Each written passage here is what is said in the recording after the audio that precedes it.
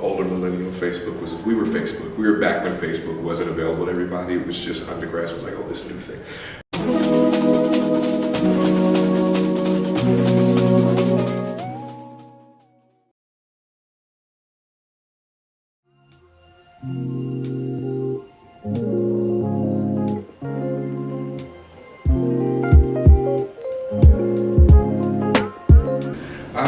Yeah, I actually do feel the difficulty. It's difficult to try and articulate philosophical ideas to people who are primarily building. But I think Linda and I have this interesting connection with each other where she and I kind of mind meld at times. So it makes it easier. Cross-disciplinary collaboration does quite a bit of work, though. It forces you to try to communicate your ideas in a different medium, in a different way. And in that regard, you have this incredible opportunity to be stretched, right? And for me, this is the first time I've ever had to stretch beyond using the word, the written text, to think. And so to have to think with material, to have to think through material, is making my writing better. And so I think in that space of cross-disciplinary engagement, I think there's something incredibly rich about that. I don't know how it works on the other side for architects, but I know for me, it makes it much more rich for me to think through as well.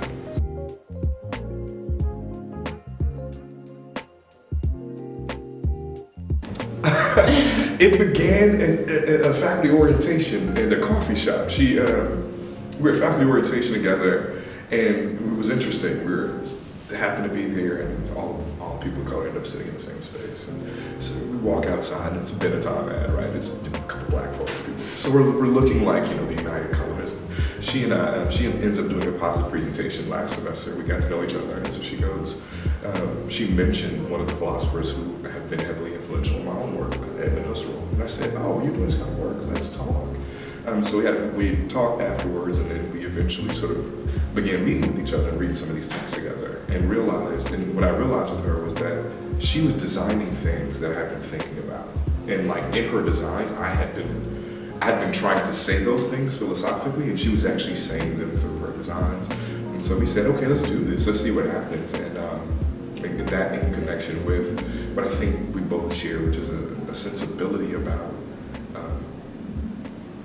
political impasses that happen. Not so much trying to overcome them, right, between like the Blue Lives Matter and Black Lives Matter movement, but trying to say that like if the country hasn't overcome these impasses, then we need to sit in that and figure that out. So yeah, that's how we end up working with each other.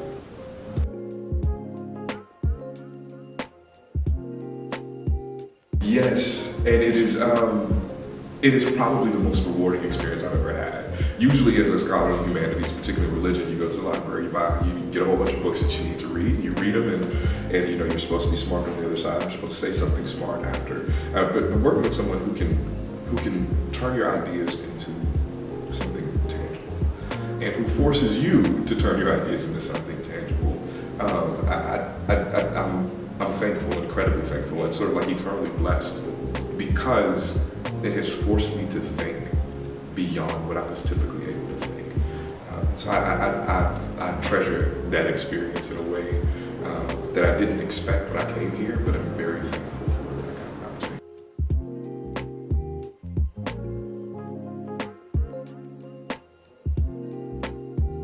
Absolutely, I do. I mean, it's difficult. I don't want every architect to be a writer, and I don't want every writer to sort of like become an architect. I think I'm much better writing than I am making. We're doing slipcast things, and I made something hideous that I will never let anyone see. But what I learned is that even so like Linda gives material voice to what I say, and I give linguistic voice to what she designs. And so there's this interesting interplay between those two mediums, the word and the material. And I think in certain ways, it's just incredibly productive. You have to do it in a certain way that is, number one, social and collaborative, right? It can't be ego-driven. I'm not trying to outdo her. It has to be social. But it also has to be done right. And I don't know what done right means yet, but I know we're doing something right, if that makes sense. You have to be able to make something beautiful that speaks, but you have to do it in a way that is sensitive, both to the linguistic demands that my work requires and to the material demands that Linda's work requires. And sitting in that space is rewarding, but it's risky and it's confusing, but it works well.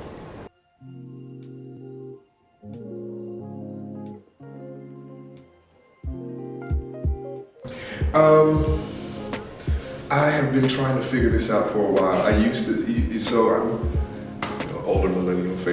We were back when Facebook wasn't available to everybody. It was just undergrads was like, oh, this new thing. Facebook is having problems right now with the Cambridge Analytica stuff. But no, I'm learning how to use Instagram in a way that I hadn't thought about using it before, because images convey things. So that's been good.